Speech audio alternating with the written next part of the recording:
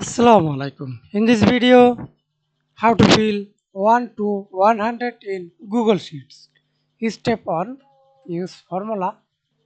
Click anywhere cells. Example. Type to this formula into sequence 100, 111. Press enter. And now see this fill 100. And step 2. Drag and autofill. 1, 2. Press enter. Select two cells and drag or double click, then autofill. Thanks for watching video. Please subscribe to my channel, like, comment, share.